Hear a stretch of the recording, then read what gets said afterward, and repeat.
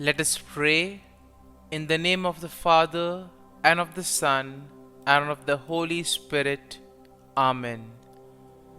O Jesus, through the Immaculate Heart of Mary, I offer you my prayers, works, joys, and sufferings on this day for all the intentions of your Sacred Heart, in union with the holy sacrifice of the Mass throughout the world, in reparation for my sins, for the intentions of all my relatives and friends, and in particular for the intentions of the Holy Father. Amen. Let us pray for the intentions of the Holy Father for the month of January, for prayer with the Word of God. Let us pray that praying with the Word of God be nourishment for our lives and a source of hope in our communities, helping us to build a more fraternal and missionary church. Our Father, who art in heaven, hallowed be thy name. Thy kingdom come, thy will be done, on earth as it is in heaven. Give us this day our daily bread, and forgive us our trespasses, as we forgive those who trespass against us. And lead us not into temptation, but deliver us from evil. Amen. Hail Mary, full of grace, the Lord is with you. Blessed are you amongst women, and blessed is the fruit of thy womb, Jesus. Holy Mary, Mother of God, pray for us sinners, now and at the hour of our death. Amen. Glory be to the Father, and to the Son, and to the Holy Spirit, as it was in the beginning, is now, and ever shall be, world without end. Amen. My dear friends, the Word of God welcomes us this morning. And as we prepare ourselves to enter into this new day, as we prepare ourselves to spend this time with God, let us close our eyes at this moment and let us praise the Lord. Let us thank Him that He has woken us up this morning. He has given us good health. He has kept us in His love. Most importantly, we see that at every moment His gaze is upon us. He loves us. He protects us. He guides us. And for that, let us praise the Lord. Let us thank the Lord. In our life, we see that there are many moments wherein we do not recognize the presence of God in our lives. There are certain moments that we take for granted, and therefore it becomes difficult for us to recognize the graces and the blessings that we receive from the Lord.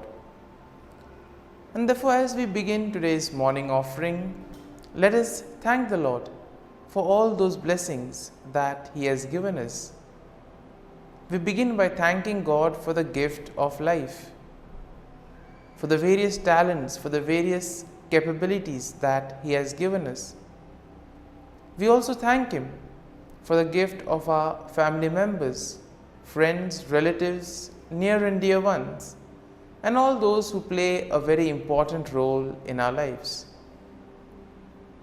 We also continue to pray for all those who have been instrumental in shaping and molding us, and we ask the Lord to bless them abundantly and give them good health of mind and body. We also thank the Lord for giving us this new day, a day that may help us to complete some of the tasks that were left incomplete, or maybe today may give us an opportunity to reach out to others. whatever we do today, let us ask the Lord to be part of it. Let us ask the Lord to guide us, to show us the way, so that whatever we do may indeed reveal His love, joy and mercy to the world. At the same time, let us also thank the Lord for the various opportunities that He has given us, opportunities to use our talents and abilities for the better good. Also, we thank Him for the experiences that we have had. We all remember and cherish the good experiences, but there have been also experiences that have been bitter, that have been difficult, but nonetheless these have been experiences that have taught us valuable lessons in life, and therefore we thank the Lord for these experiences as well. Finally, we also thank the Lord for always being there with us, guiding us, protecting us, and let us ask Him to do the same today, so that every step that we take, every word that we utter, and every action that we do may reveal and radiate the peace, joy and mercy of Christ to people around us. And therefore, my dear friends, let this day be a day of joy and blessings in the name of our Lord Jesus Christ. And therefore, today we shall reflect and meditate on Psalm 52. As usual, we shall have an overview of the psalm and then we shall go into its details. Now, generally speaking, Psalm 52 is a lament that is written by David, and it is likely in response to the treachery of Doeg the Edomite.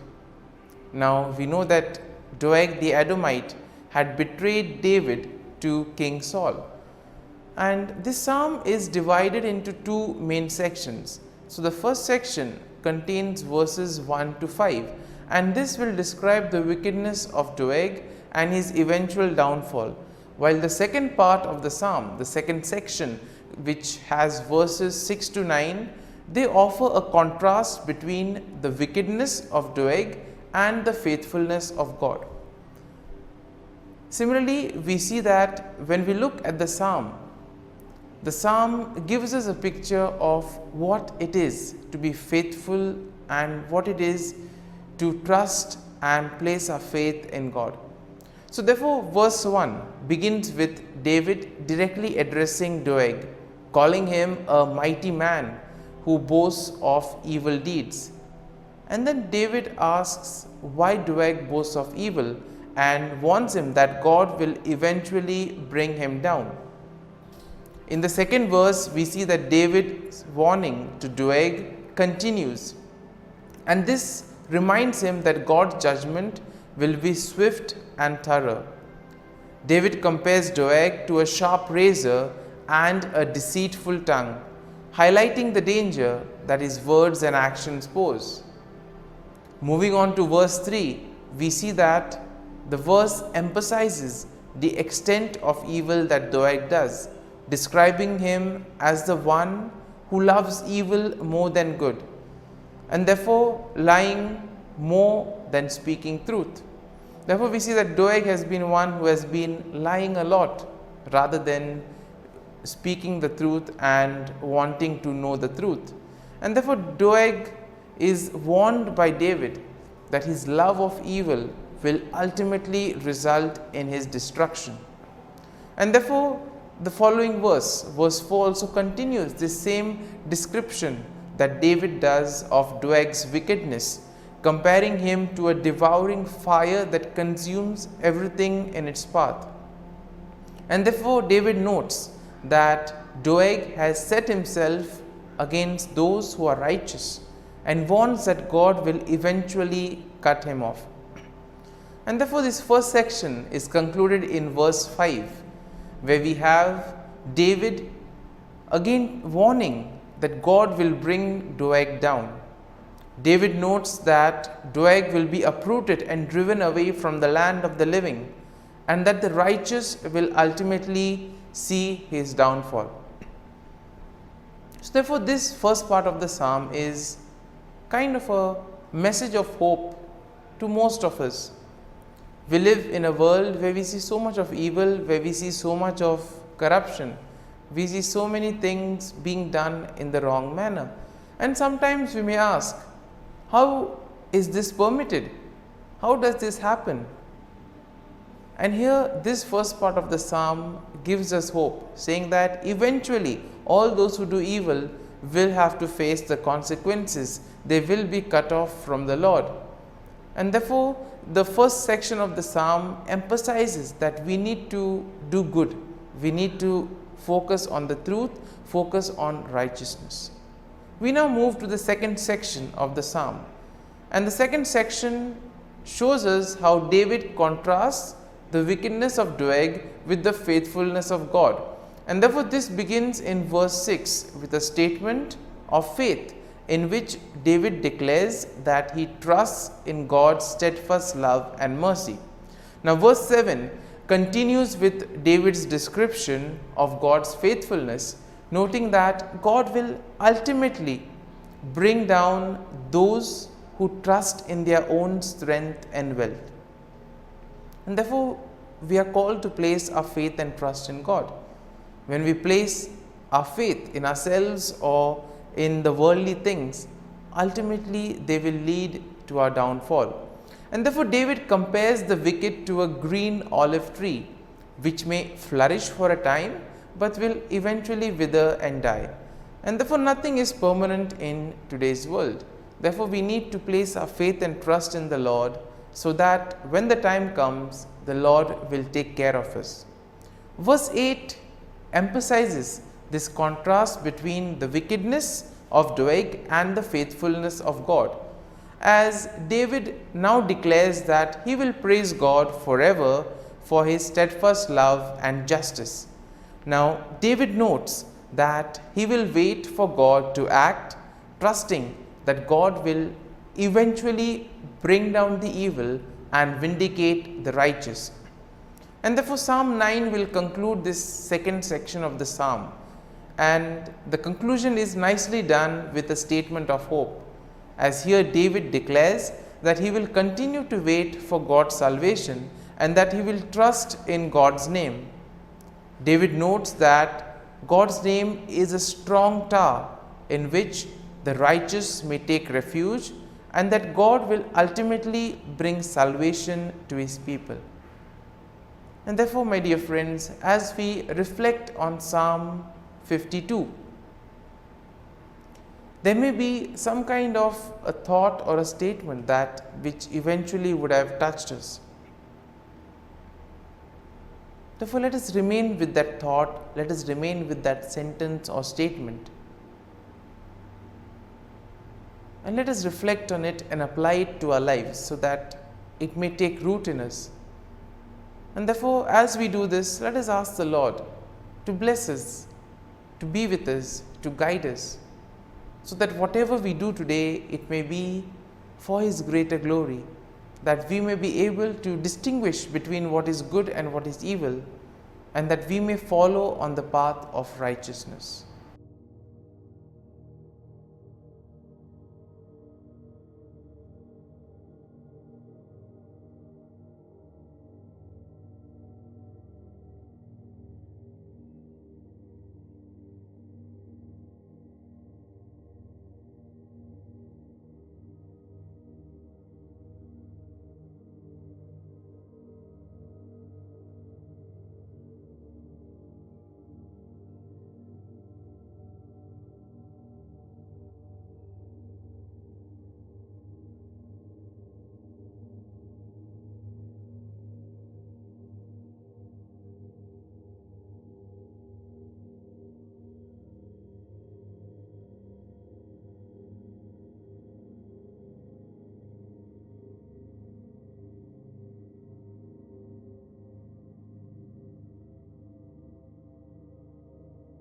Prayer to Saint Michael the Archangel for protection.